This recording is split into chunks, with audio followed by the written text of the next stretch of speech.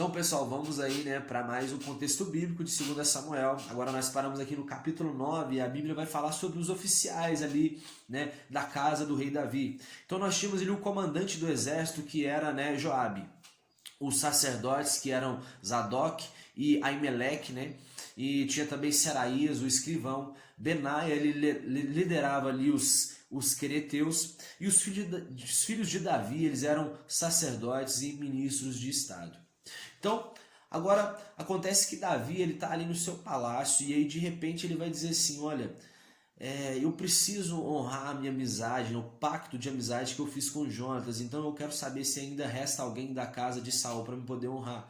Então, Davi envia seus servos ali à casa de Saul e havia, né, um homem chamado Ziba que cuidava dessa casa.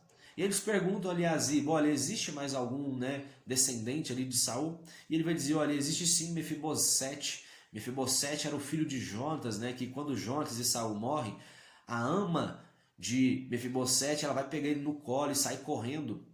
E aí, quando, nesse corre, né, nessa fuga, ela vai tropeçar, né? E Mefibosete, que à época tinha 5 anos de idade, ele fica ali manco de suas pernas. E agora ele estava na casa de Maquir, né, numa cidade chamada Lodebar. Então, os servos agora de Davi ficam sabendo que existe esse homem, eles vão até atrás, né, de Mefibosete, e Mefibosete ele vai agora se apresentar ao rei. Então ele era aquele homem, quando ele chega a Davi, ele vai dizer assim, olha, meu senhor, eu não passo de um cão morto, né? Que honra é essa eu estar aqui na tua presença, né? na mesa do rei. Então Davi ele vai dizer ali, contar, né, toda a história ali para Mefibosete, e agora ele vai honrar ele, e ele pede para Ziba, né, dar todas as terras ali que pertenciam a Saul, a Mefibosete. A Ziba, então, agora ele vai ter que plantar e colher, né, para ele poder, né, ter alimentos. Ziba, que era um homem ali que ele tinha 15 filhos e 20 servos. Certo? Mefibosete também tinha um filho, né, chamado Mica. Então, a Bíblia agora vai contar um caso aqui de que Davi, ele tinha um amigo, né, um rei amonita chamado Naás. E esse homem vai e morre. E aí, no lugar de Naás, vem seu filho chamado Hanum, para poder ser rei. Então Davi, né, como forma de prestar condolências a esse amigo dele, ele vai mandar alguns servos ali para poder, né, falar com o novo rei. Só que os servos do novo rei vai dizer o seguinte, olha, esse Davi aí, esse cara aí mandou foi espias aqui, né, para poder te atacar depois. Vamos fazer o seguinte, vamos pegar os mensageiros, eles rasparam a barba deles, né, a metade, deixaram a barba deles, né, pela metade, e rasgaram as suas vestes ali até a altura das nádegas. Ou seja, eles humilharam muito os mensageiros ali de Davi. Então, Davi agora vai mandar uma mensagem para esses servos, quando eles regressavam, né, para eles pararem em Jericó, esperar a barba deles crescerem, porque isso não ia ficar assim não. Então Hanum também ficou com medo ali agora, e ele pensou assim, eu vou formar agora um acordo aqui, né, uma aliança militar para poder combater com Davi. Então ele agora faz uma aliança com os sírios, ele chama 12.000 soldados dos sírios, 12.000 de Tobi e 1.000 de Maacá, ou seja, o total de 25.000 soldados. Então agora ali, os comandantes, né, de Davi também vão se posicionar, que eram Joabe, né, e Benaia. Então o que acontece? Melhor dizendo, Abisai. Benaia não estava não, ainda é um outro, né, comandante, um outro irmão de Davi chamado Abisai, ele vai estar junto com ele. Então, a Bíblia relata aqui agora que os dois, né, Joabe e Abisai, agora eles vão fazer um plano. Olha, Joabe diz assim, eu vou atacar os sírios e você ataca os amonitas. De modo que, se eu precisar de ajuda, você me socorre, né, e vice-versa. Então, a Bíblia diz que Deus, né, concedeu ali grande vitória ali, né, para Davi, né, representado ali por Joabe e Abisai. E eles derrotam ali os amonitas, matam o comandante deles e ali eles fazem um acordo de paz, que durou durante um tempo. Então, os sírios, né, e os amonitas também, eles não fizeram mais aliança militar depois disso. Mas quando cessou ali esse acordo de paz, o que acontece? Era a primavera, no momento onde os reis eles costumavam ir à batalha. Então, o rei Davi, ele resolve não ir à batalha e ele vai mandar Joabe ali para lutar contra os amonitas. Acontece que Davi, depois do almoço, depois dele ter dormido, né, pensa numa hora boa. Davi todo tranquilo começa a passear ali no palácio e agora ele vai ver uma mulher se banhando, né, uma mulher chamada Batseba. Então ele pede alguns servos para poder chamar ela, e Davi tem relações sexuais ali com ela. E acontece que depois de um tempo essa mulher manda uma mensagem para Davi dizendo assim, olha, eu estou grávida. Então isso preocupou demais, né, o rei Davi, agora ele vai ter um plano para poder, sabe, ocultar esse fato. Então, o marido de Batseba chamava Urias e ele lutava ali, né, no exército do rei Davi. Então, Davi chamou ele, né, chamou ele para poder comer, deu alguns presentes para ele e disse assim, olha, hoje você pode passar a noite lá com a sua esposa, sabe? Fica lá com ela, porque Davi queria, né, que ele tivesse relações sexuais com ela, assim, né, a culpa, né, o filho, né, daria a entender que não seria de Davi, que seria de Urias. E Urias, ao invés de ele ir para a casa dele, ele dormiu ali na porta do palácio. E no outro dia, Davi vai dizer assim, olha Urias, por que você não foi dormir na sua casa? E Urias explica o seguinte, ele vai dizer, olha, Joabe e os outros soldados, que são meus amigos, eles estão dormindo ao relento. A Arca da Aliança, ela repousa ali numa tenda. Como eu poderia estar ali, né, quando os meus amigos precisam de mim, eu estar dormindo ali no conforto da minha casa, com a minha esposa? Então, Urias, né, era um homem ali que ele deu uma grande lição ali no rei Davi. Mas Davi agora ele vai ter um outro plano para poder matar Urias. Ele manda Urias para a batalha e ele vai enviar uma carta agora para Joabe, o seu comandante, dizendo, coloca ali Urias num ponto letal da batalha para que ele morra. Então, Joabe ele fez dessa forma. Urias morre, e após a morte ali de Urias, Joabe agora ele vai, né, mandar uma mensagem ali para Davi dizendo, olha, Urias morreu. Então Davi agora, né, ele chama Batseba agora para poder ser a sua esposa, e naquele momento ali, Deus ele fica, sabe, muito triste com o rei Davi, e eles tiveram um filho. Acontece que nesse momento Deus ele vai tocar o profeta chamado Natã e ele vai apresentar agora um dilema para Davi dizendo o seguinte, olha, Davi, existia, né, um homem rico e um homem pobre. Esse homem rico tinha muitas cordeiras né, aquele homem pobre só tinha uma cordeirinha. Certo dia um forasteiro chegou até a casa desse homem rico e aí aquele homem rico pegou a única cordeirinha daquele homem pobre para poder preparar para aquele forasteiro. E aí Davi vai dizer assim, nossa, esse homem ele é digno de morte, me fala quem quer que eu mesmo vou matá-lo com as minhas próprias mãos. E aí Natã vai dizer para Davi, esse homem é tu, Davi. Então naquele momento, Davi ele reconhece ali que ele tinha errado, né? Ele tinha tomado a mulher de Urias, então ele se arrepende muito. E Natã, Deus vai falar com ele o seguinte, olha Davi, Deus ele vai te perdoar, mas o filho que você teve com Batseba, ele vai morrer. Então, outra coisa que Deus diz ali para Davi é o seguinte, que a espada jamais se apartará, né, de sua família. Então aconteceu que realmente depois de uns dias, o filho, né, esse filho de Davi com Batseba, ele adoece, fica muito doente. O rei então ele entra ali, né, o rei Davi, ele entra ali num rigoroso jejum, e após 7 dias de jejum, o filho vai e morre.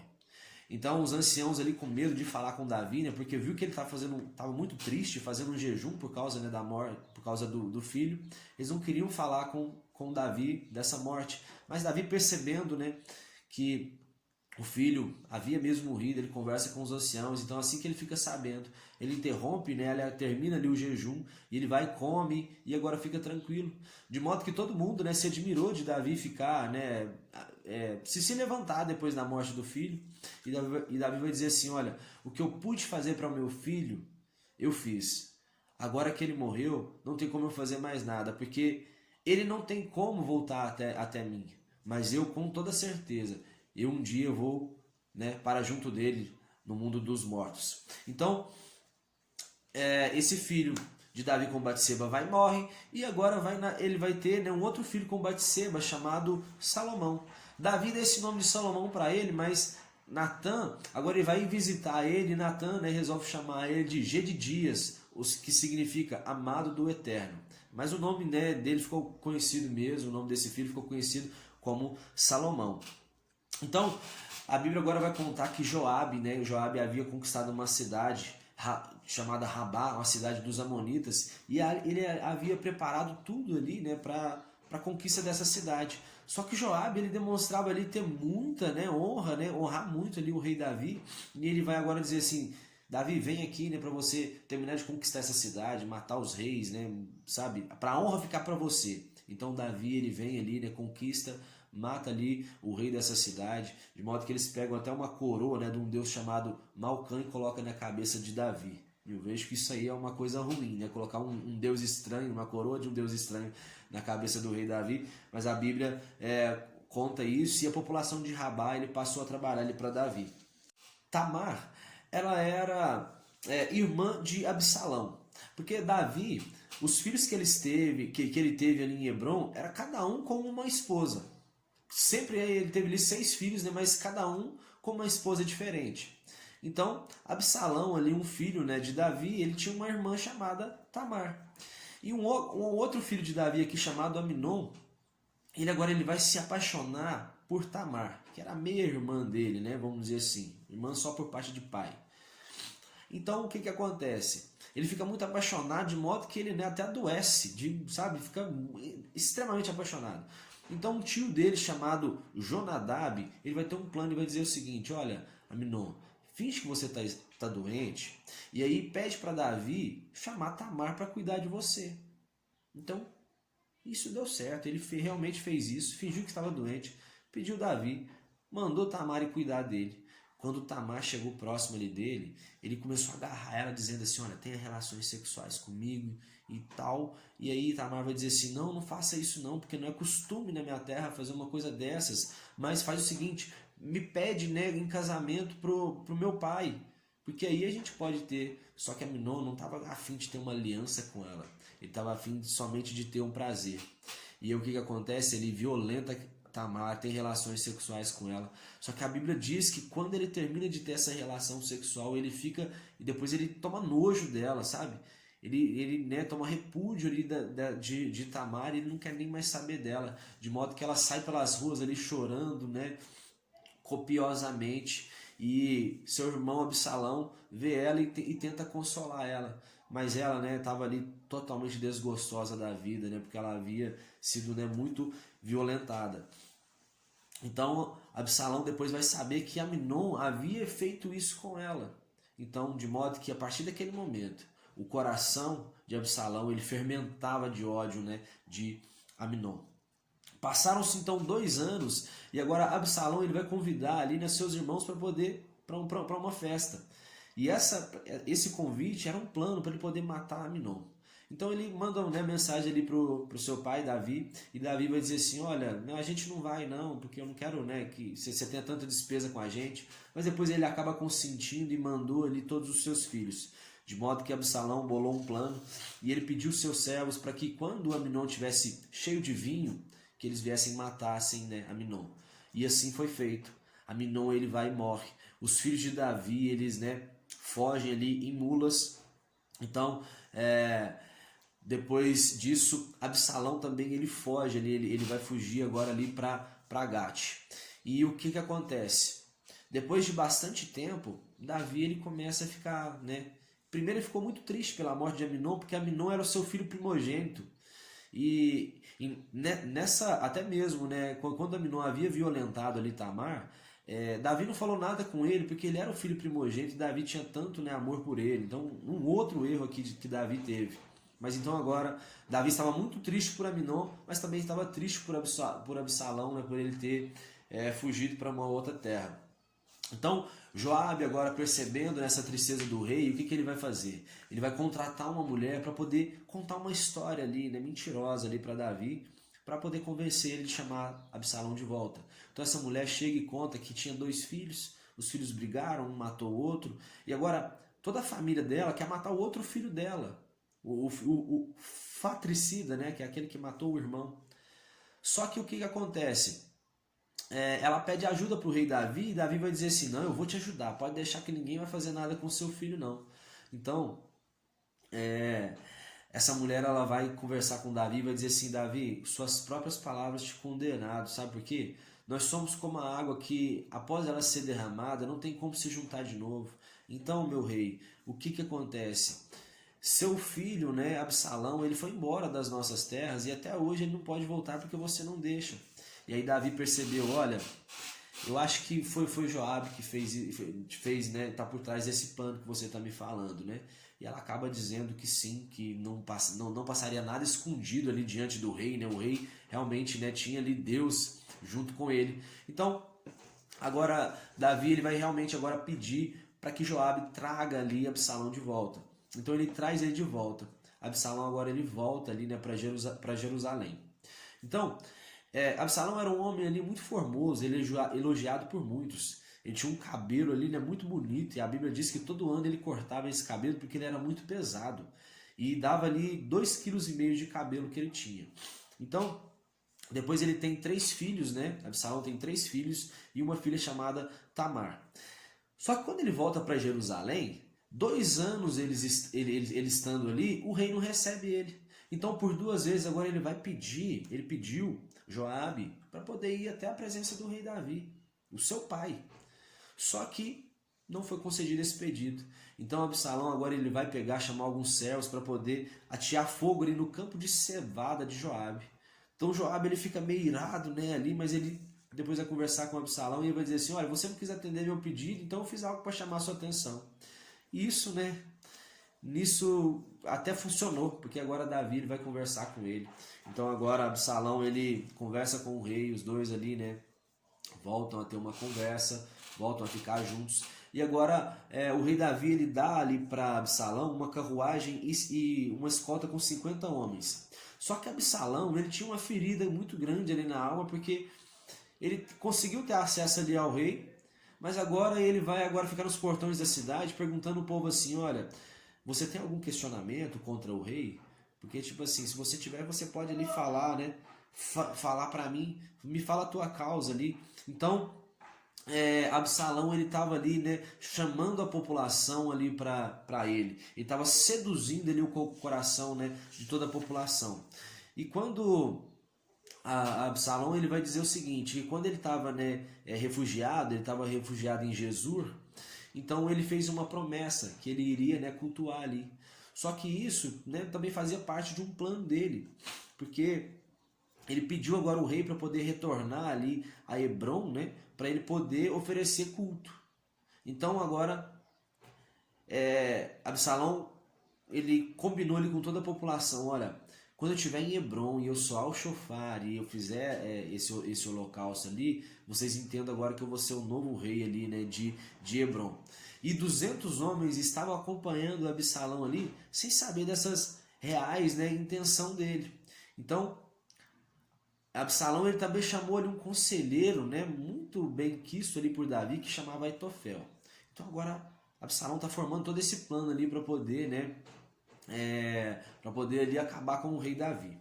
Então Davi, sabendo de tudo isso, ele vai fugir do palácio agora, né, deixando ali todas as suas concubinas, né. Mas havia algumas pessoas que acompanharam ele, né, inclusive Itai, né, que era um homem de Gate, né, mas Davi até pediu para ele poder retornar, só que ele vai dizer assim: olha, eu não, aonde você for eu vou ir. Seja para viver ou para morrer, eu vou estar junto com você, Davi.